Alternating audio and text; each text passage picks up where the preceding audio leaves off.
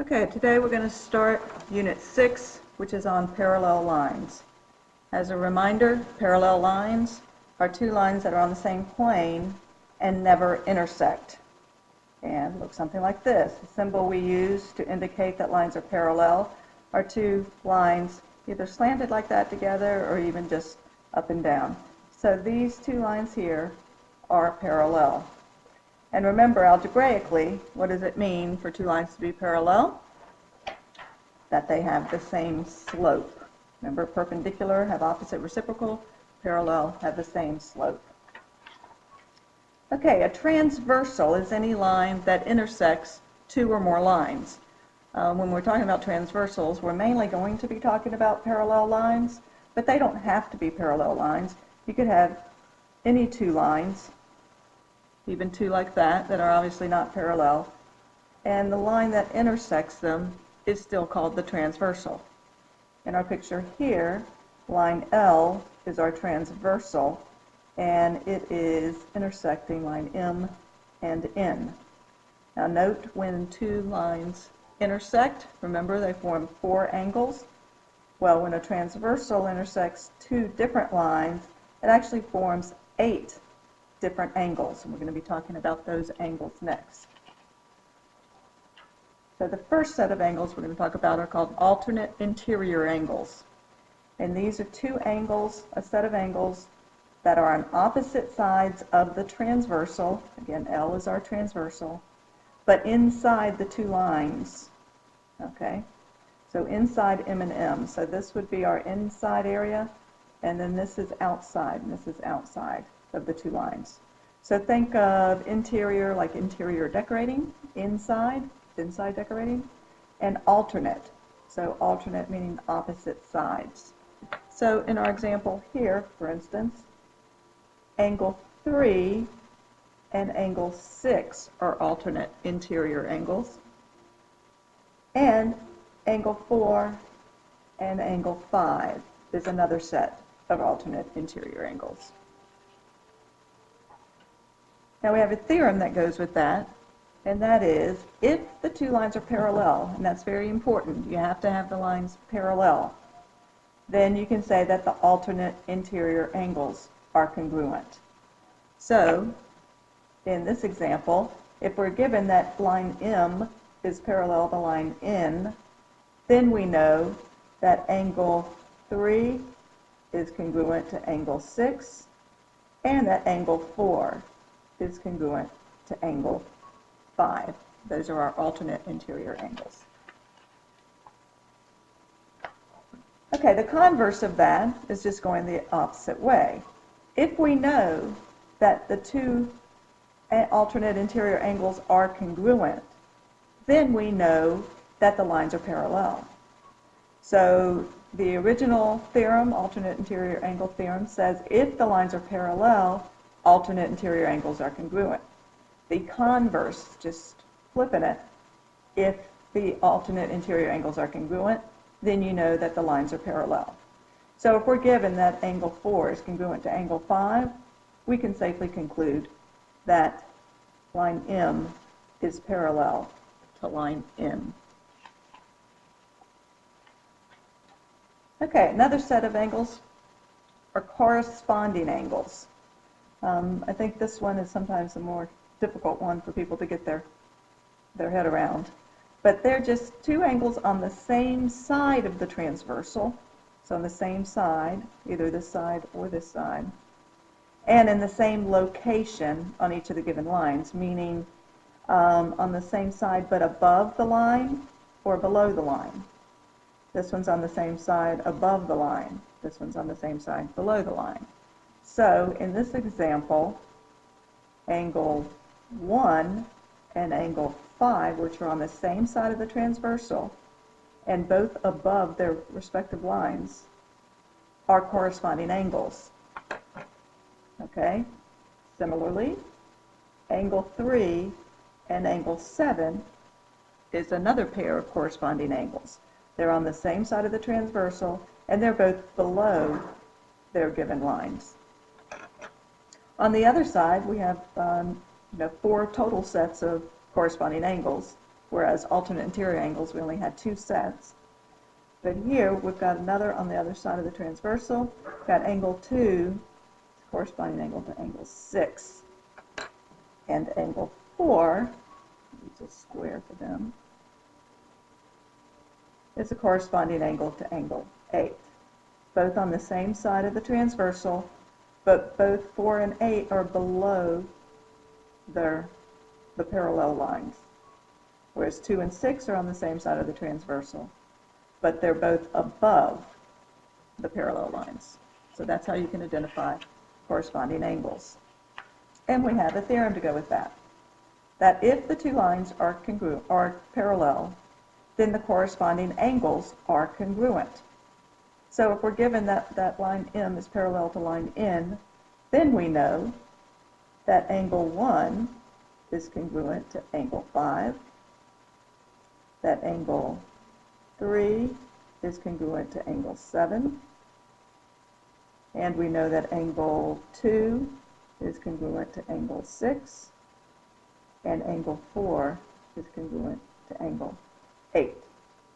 So if we have parallel lines, then we know that each set of corresponding angles are congruent. Okay, the converse, similar to the alternate interior angle converse, is if you're given that corresponding angles are congruent, then you can safely conclude that the lines are parallel. So in this example, if angle 2 is congruent to angle 6, well, we can see that they are corresponding angles. Therefore, we know if they're congruent, then line M is parallel to line N. And again, just like the converse works, here we're starting with the angles being congruent, and we conclude that the lines are parallel. In the original theorem, we were given that the lines are parallel, and then we could conclude that the angles are congruent. Okay, let's do some examples. We're given this figure. Give another paper so you don't look ahead. Okay, and we're given that the line 1 is parallel to line 2. So we've got all of these angles formed, and here's the transversal, by the transversal. Okay, so we're given that they're parallel, and we're given the measure of angle 2, which is this one, and the measure of angle 7 is this one. Well, first we have to figure out what the relationship is between angle 2 and angle 7.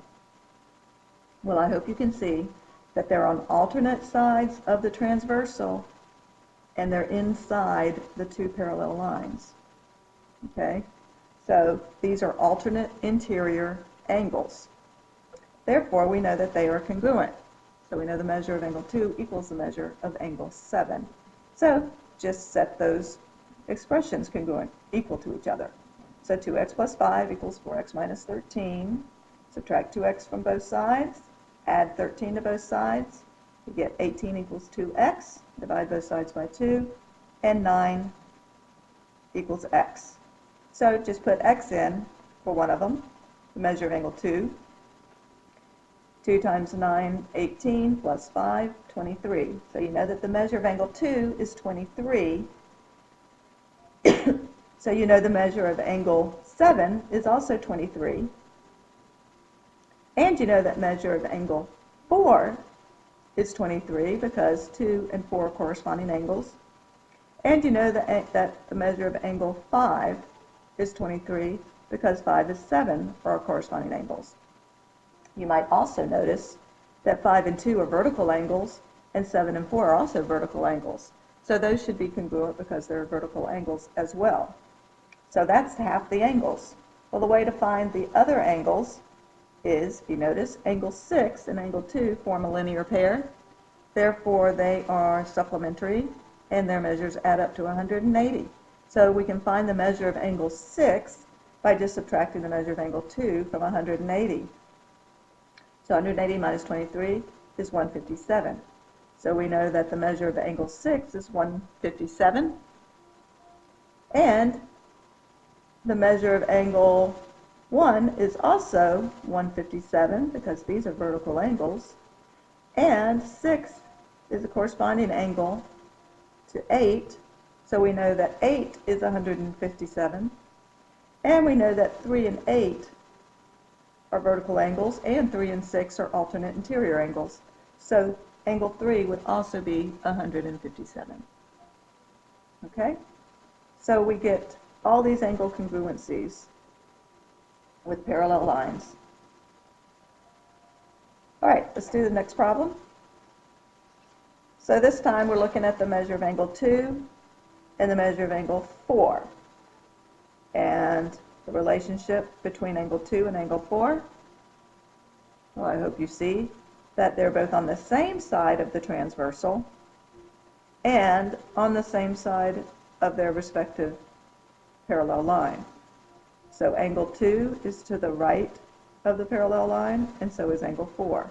So they are corresponding angles. They're at the same position to their lines and on the same side of the transversal. So we know that they're congruent. Therefore, their measures are equal. So set 4x plus 30 equal to 3x plus 50. Subtract 3x from both sides. Subtract 30 from both sides. You get x equals 20. Let's find the measure of angle 2 by substituting 20 in for x. So 4 times 20 is 80, plus 30 is 110. So now we know the measure of angle 2 is 110. Okay?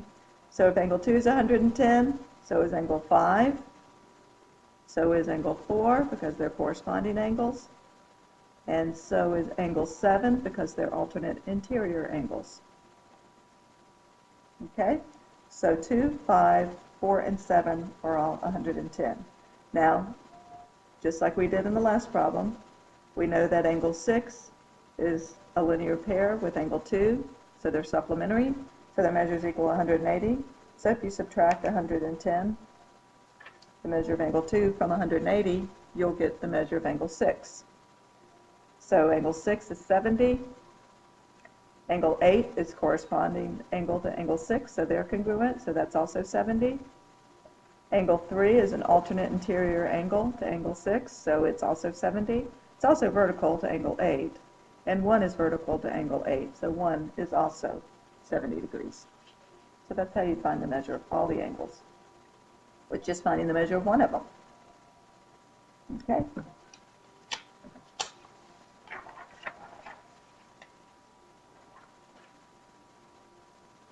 Now, if we're given that these lines are parallel, and we have the measure of angle 1 is 2x plus 18, the measure of angle 5 is 5x minus 21, just like we did in the last two problems. That is that the relationship between angle 1 and angle 5 is that they are corresponding angles. They're on the same side of the transversal, and they're both below their parallel line, okay? So their measures are equal, so set those expressions equal. Solve for x. 2x plus 18 equals 5x minus 21. Subtract 2x from both sides, and add 21 to both sides. You'll get 39 equals 3x. Divide both sides by 3. 13 equals x. Now substitute 13 in for what angle 1 is. 2 times 13 plus 18, 26 plus 18 equals 44. So now you know angle 1 is 44. You know angle 5 is 44, the corresponding angles. You know that angle 4 is also 44 because these are alternate interior angles. And you know that angle 7 is also 44 because these two are vertical angles. So all the ones I circled are 44. And just like we did in the last two problems, to find the other angles, just find the supplement. 1 and 2 are supplementary because they form a linear pair. So subtract the measure of angle 1 from 180, and you'll get the measure of angle 2, 136. So angle 2 is 136. It's an alternate interior angle with angle 3, so it's also 136. And angle 6 is a vertical angle to angle 3, so they're congruent. And so angle 6 is also 136. Okay? Now, let's see, if the measure of angle 2 is 2x plus 20, and the measure of angle 7 is 4x plus 40, well, let's see what's the relationship between angle 2 and angle 4 and angle 7. Well, notice that they're both on the same line, okay? So together, they form a linear pair, so they're supplementary. Their measures would add up to 180. So the measure of angle 2 plus the measure of angle 7 equals 180. So put that in. You get 2x plus 20 plus 4x plus 40 equals 180. Combine your like terms, you get 6x plus 60 equals 180. Subtract 60 from both sides. 6x equals 120. Divide both sides by 6. You get x equals 20. Now, substitute 20 in for x for the measure of angle 2. 2 times 20 plus 20 equals 60. So that's the measure of angle 2. And from the measure of angle 2, you can get the measure of angle 3 is also 60, and the measure of angle 6 is also 60. Now, the measure of angle 7, you could either just subtract 60 from 180, or you could just substitute in 20 for 4x and 4x plus 40 and get 120. So 7 is 120, and 1's a vertical angle, so it's also 120. And angle 4 is an alternate interior angle to angle 1, so it's also 120. And angle 5 is a corresponding angle to angle 1, so it's also 120.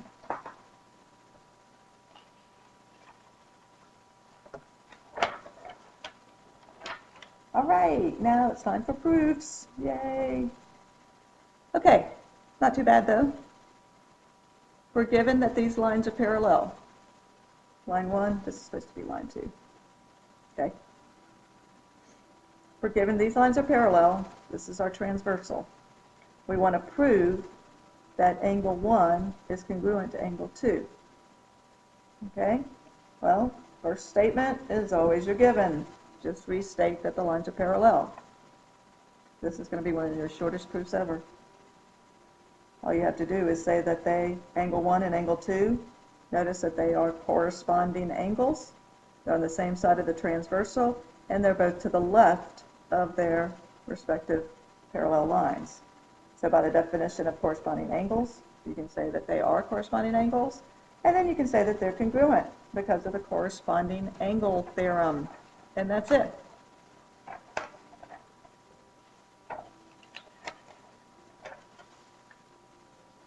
Okay, now we've got another one. Again, we're given that these lines are parallel, and we want to prove that angle 5 is congruent to angle 7. Okay, well, first we're going to have to look and see what the relationship is between angle 5 and angle 7.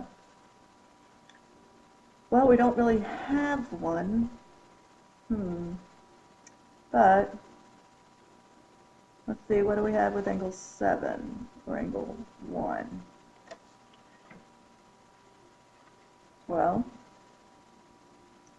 it would be easy to show that angle 7 and angle 4 were congruent, right? Because these are corresponding angles, 7 and 4. Well, 5 and 4 are vertical angles, so we could use that. Let's do it. Okay?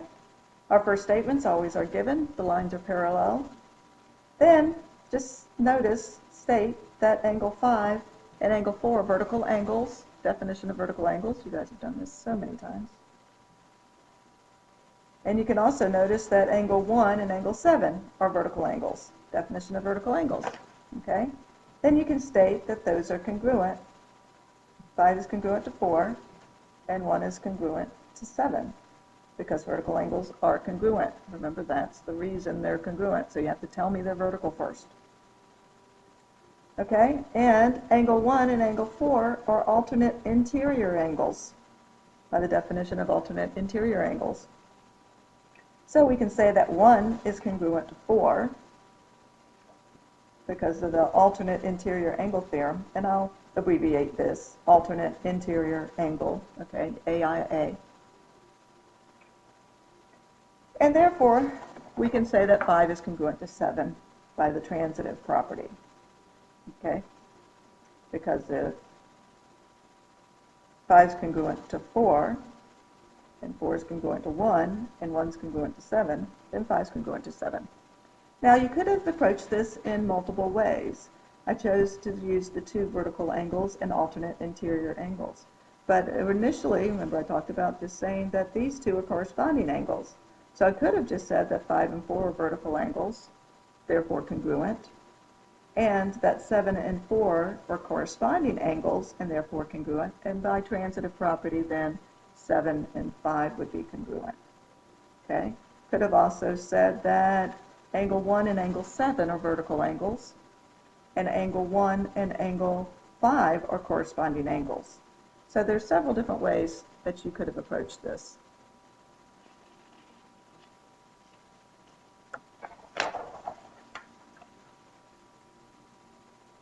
Okay, now let's look at this one. Now we're given that triangle ABC is isosceles and that line 1 is parallel to line 2. Okay? Now what they don't say and should have is that AB is the base. Okay? I'm going to add that to our given. Then we want to prove that angle 1 is congruent to angle 8. Well, let's look at it first. If we have an isosceles triangle, yeah, that gives us that the sides are congruent, since I added that AB is the base. It also gives us, with the base angle theorem, that these angles are congruent. And if you notice, angle 8 and angle 2 are corresponding angles, so they're congruent. So by the transitive property, we can say that angle 1 is congruent to angle 8. So now let's just put it in words, okay? Restate your given as your first statement. Okay, then state that angle 1 and angle 2 are base angles by the definition of base angles. They're the angles opposite the sides that are congruent. And using the base angle theorem, then you can say that angle 1 is congruent to angle 2. And then, like we noticed, that angle 2 and angle 8 are corresponding angles, definition of corresponding angles. Therefore, by the corresponding angle theorem, angle 2 is congruent to angle 8. And since we've got angle 1 is congruent to angle 2 and angle 2 is congruent to angle 8, then we can say that angle 1 is congruent to angle 8 by the transitive property of congruence.